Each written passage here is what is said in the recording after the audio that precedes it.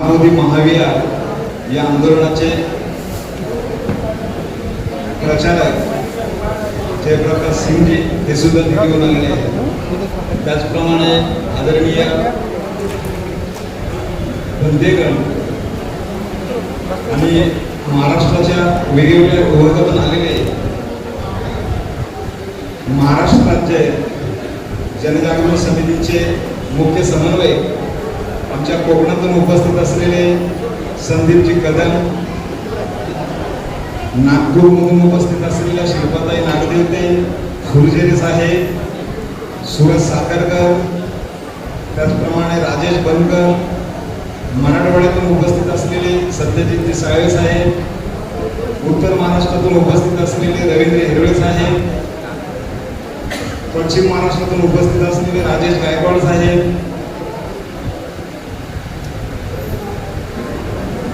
आणि मंचपावर उपस्थित प्राध्यापक विजयजी मोहिते साहेब, रमाकांतजी घोलप साहेब आणि आमचे मित्र तरुण तळपदार युवा नेतृत्व ठाणे जिल्ह्याचं, त्यांना आम्ही आता ठाणे जिल्ह्याचं ठेवणार नाही तर महाराष्ट्रातून फिरवणार आहोत असे आमचे मित्र संदीपजी खांबे साहेब आणि या हॉलची जागा त्यांनी आम्हाला उपलब्ध करून दिली ते लाड गायकवाड साहेब, या सर्वांना मी या कार्यक्रमानिमित्त सविनय जयभीम करतो. आणि या आंदोलनाविषयी मी थोडक्यात बोलणार आहे. हे संघटन या संघटन का निर्माण होतंय याविषयी मी जरा बोलणार आहे. तर भंतेजींनी विस्तृत माहिती तुम्हाला या आंदोलनाबद्दल दिलेली आहे. आंदोलनामध्ये सुरुवातीपासून म्हणजे जवळजवळ 2024 पासून आम्ही लोक काम करतो आणि हे आंदोलन अतिशय चांगल्या गतीने सुरू असताना 12 फेब्रुवारीचा जो भंतेजींनी जशी एक उदाहरण दिलं आणि हे आंदोलन संपूर्ण भारतभर सोशल मीडियाच्या माध्यमातून जर कोणी प्रचार केला असेल तर ते आदरणीय भंते विनाचार्य यांनी.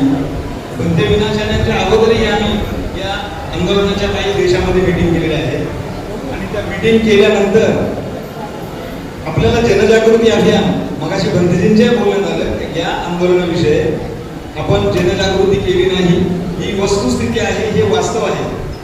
2024ला जेव्हा 24 ऑगस्ट नागपूरला मीटिंग झाली ऑल इंडिया बुद्धिस्ट फोरमच्या माध्यमातून, तेव्हा आम्ही तिथे ही सूचना केली होती की जोपर्यंत या आंदोलनाचं नेटवर्क गावागावात, गल्ली गल्ली, तालुक्यात, जिल्ह्यात, राज्यात आपण नेटवर्क निर्माण करीत नाही तोपर्यंत आपण हे जर आंदोलन हातात घेतलं तर हे आंदोलन कदाचित पुढे जाऊन दिशाहीन होऊ शकतंय आणि नेमकं तेच घडलं.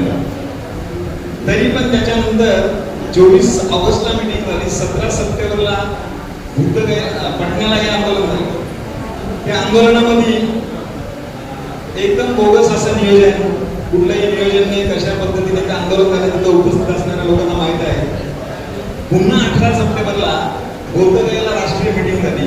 त्या मीटिंगमध्ये सुद्धा ही चर्चा झाली की नेटवर्क तयार केल्याशिवाय हे आंदोलन आपण करू नये. पण पुन्हा 31-30 डिसेंबर औरंगाबादला मीटिंग झाली, आताचं छत्रपती संभाजीनगर, आणि त्या मीटिंगमध्ये जे भंतेजींनी सांगितलं ते आंदोलन जे होतं बोधगयाचं पौर्णिमेला करायचं, त्या आंदोलनाची तारीख डिक्लेअर झाली आणि ते आंदोलन झालं. परंतु या प्रत्येक आंदोलनामध्ये नियोजन नसल्यामुळे, दिशा नसल्यामुळे ते आंदोलन ज्या पद्धतीने जायला पुढे पाहिजे होतं ते गेलं नाही. आणि म्हणून त्याची एक संधी साधून काही लोकांनी भंतेजीने दिल्लीचा उल्लेख केला. भंतेजी आतमध्ये होते, जेलमध्ये होते.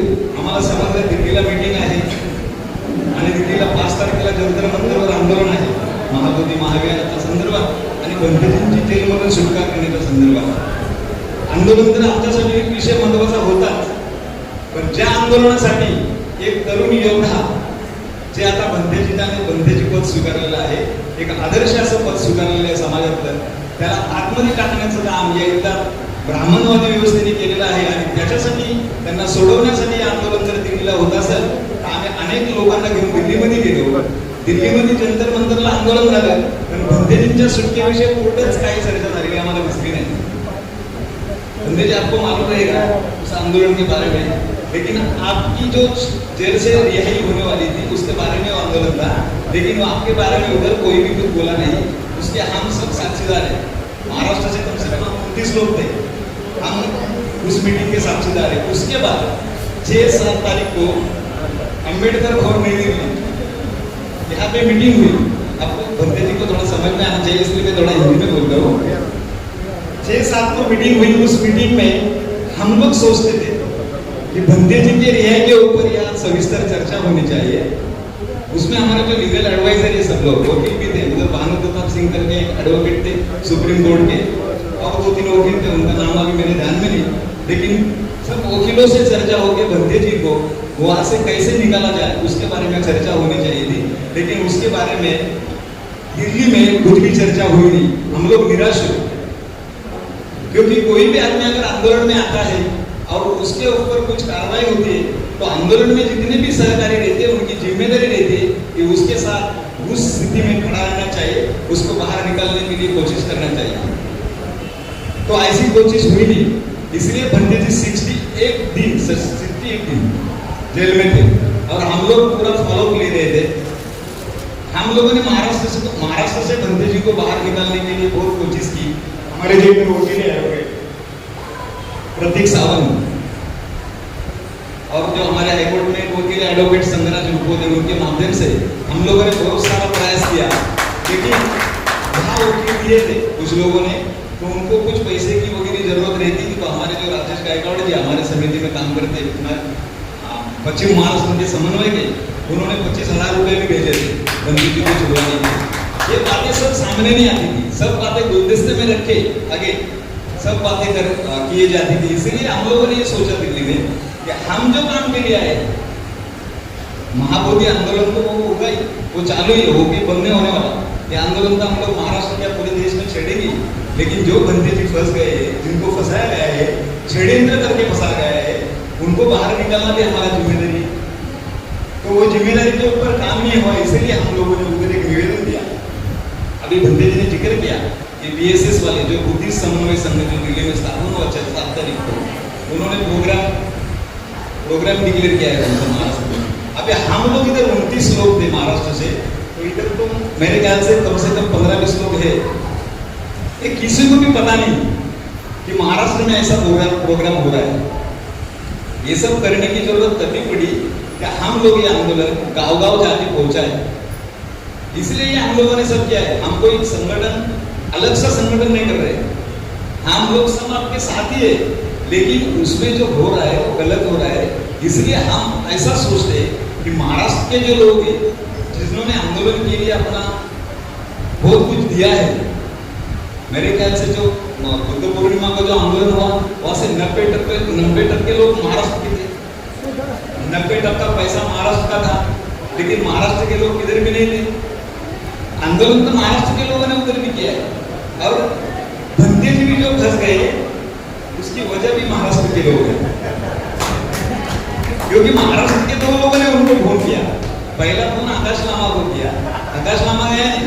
दूसरा फोन भंते जी को गया, भंते जी ने आगे पूछे कुछ देखा नहीं, भंते जी सीधा भीड़ में घुस गए और इसका परिणाम ये हो गया भंते जी को फंसा गया। इसीलिए हम ऐसा सोचते थे कि भंते जी अगर हमारे वजह से अंदर गए तो हमारी जिम्मेदारी बनती है कि हम भंते जी को अंदर से बाहर निकालें, और वो काम हमने कुछ तरह से किया है। थोड़ा सा किया है, ज्यादा नहीं किया। कुछ बिहार के लोगों ने किया है। बिहार के जो MLA सतीश कुमार दास, वो भी हमारे संपर्क में, वो भी इस प्रोग्राम में आने वाले थे, लेकिन वो बीमार है, इसलिए डॉक्टर ने उसे बोला कि आप बाहर मत घूमो, नहीं तो वो भी आने वाले थे। हम सब संपर्क में थे। बंदे जी कभी बाहर निकल गया, और बंदे जी बाहर निकल के बाद महाराष्ट्र के लोग कुछ अलग कर रहे हैं, ऐसा बंदे जी के काम में किसी ने बोल दिया कि महाराष्ट्र के लोग महाराष्ट्र में कुछ अलग कर रहे हैं। मैं बंदे जी को यहाँ आश्वासित करता हूँ और ये बताना चाहता हूँ कि हमारी सभी समिति की ओर से हम अलग कुछ भी नहीं कर रहे हैं। हम एक समिति इसलिए कर रहे हैं कि मैंने ये 2024 से आंदोलन देखा। हम लोग उनको बोलते थे नेटवर्क तैयार करो, नेटवर्क के ऊपर किसी ने भी आज तक विचार नहीं किया। इसलिए हम लोग ये सोच रहे हैं कि पूरे महाराष्ट्र में एक अच्छा सा नेटवर्क बनाएंगे। उसके बाद जो भी प्रोग्राम है, अभी भी हमारा नेटवर्क नहीं बनाया। ये जो मीटिंग है आज का, हम 21 लोग लेने वाले थे, लेकिन हमको तो ऐसा समझ में आया कि बंदे जी जेल से रिहा हो गए, तो हमने ये सोचा कि 21 लोगों के बजाय हम लोग 50 लोगों को बुलाएंगे और बंदे जी का यहाँ से सत्कार करेंगे, बंदे जी का मनोबल बढ़ाएंगे, ऐसा हमारा उद्देश्य था। इसीलिए लोगों को हमने यहाँ बुलाया और अपना हमारे सबके माध्यम से और समिति के माध्यम से भी अभिनंदन सत्कार किया और आपने स्वीकार किया, इसलिए मैं आपका भी अभिनंदन करता हूँ। मैं ज़्यादा नहीं बोलूँगा, लेकिन आज जो समिति की घोषणा हुई, ये समिति विभाग में जाके काम करेगी। जैसे कि आप हमारे मेहमान हैं, जयप्रकाश जी भी हमारे मेहमान हैं, हम आपको बार बार बुलाएंगे और आपका भी हमारे ऊपर बहुत प्यार है। बहुत सारे लोगों ने बहुत सारा प्रयास किया कि बंटी जी यहाँ न पहुंचे, लेकिन हम लोगों के ऊपर आपका इतना प्यार है कि आप उसको उनका कहना मान नहीं सके, आपको इधर आना पड़ा। इतना प्यार है, ऐसा ही प्यार आपका आगे भी रहेगा। और ये जो समिति, ये बंदे जो हमारे मार्गदर्शक है, बंदे ज्ञान ज्योति है, वो भी इस कार्यक्रम में आने वाले थे, क्योंकि बंदे विनाचार्य जी का सत्कार है, वो भी थोड़ा खुश हो गए, लेकिन उनको नागपुर में प्रोग्राम था, प्रॉपर नागपुर में प्रोग्राम था दोपहर 1 बजे तक। उसके बाद उनको फ्लाइट नहीं था इधर आने के लिए। उन्होंने बहुत सारा ट्राई किया, हैदराबाद से ट्राई किया, कलकत्ता से ट्राई किया, लेकिन फ्लाइट का टाइमिंग मैच नहीं हो रहा था। प्रोग्राम का और फ्लाइट का टाइमिंग मैच नहीं हो रहा था। इसलिए मैं बोला बंदे जी आपका ओवर भी हो गया है, हम बंटी विनाचार्य जी के साथ प्रोग्राम करेंगे, आप अगले प्रोग्राम में हमारे जरूर आइएगा।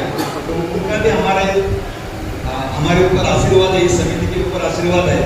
और ये जो समिति है वो पूरी ईमानदारी से काम करेगी, ऐसा मैं बंटी जी के सामने इधर ये अभी जो सब उपासक इकट्ठा हुए उनको भी आश्वासित करता हूँ, ये पूरे महाराष्ट्र में ईमानदारी के साथ ये बंदे जी इस समिति में कोई अध्यक्ष नहीं रहेगा।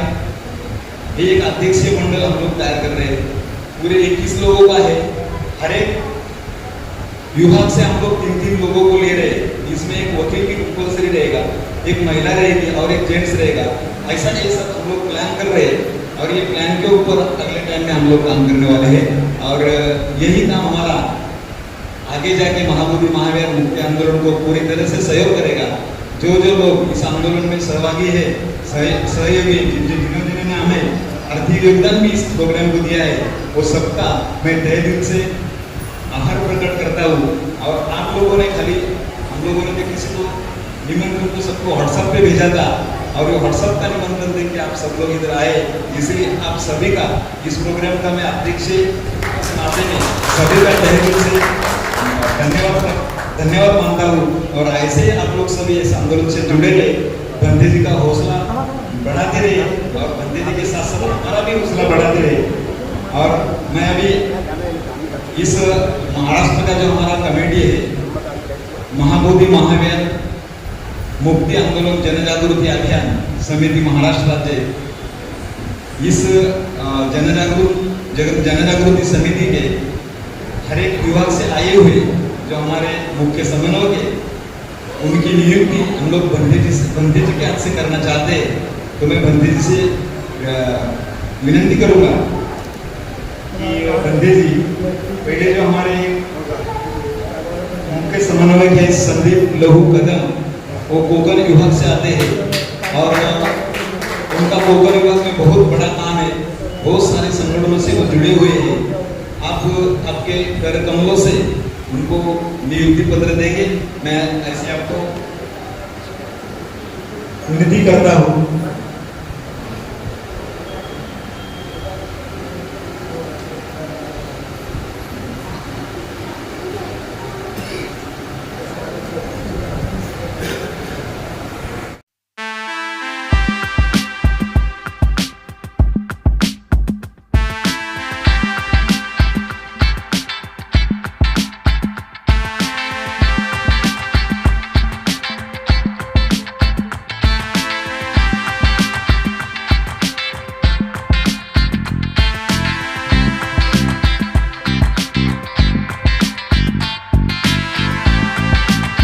शरणते घेतल्यानंतर कार्यक्रम संपेल। मी इथंच एवढं माझं जे काय 2 शब्द होते ते तुम्ही सर्वांनी शांततेने ऐकले, त्याबद्दल मी आपल्या सर्वांचे आभार मानतो आणि थांबतो। जय भीम, नमो बुद्धाय।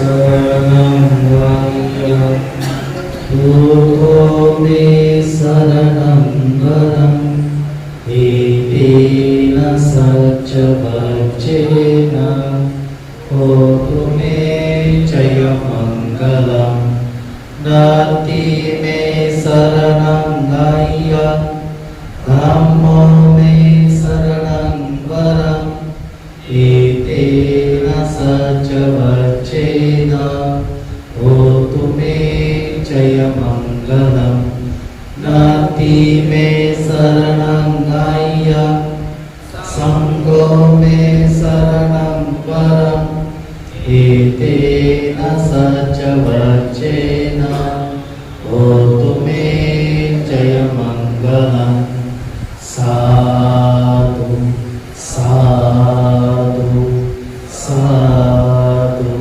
प्रणाम करायचं बुद्धं नमामि धम्मं नमामि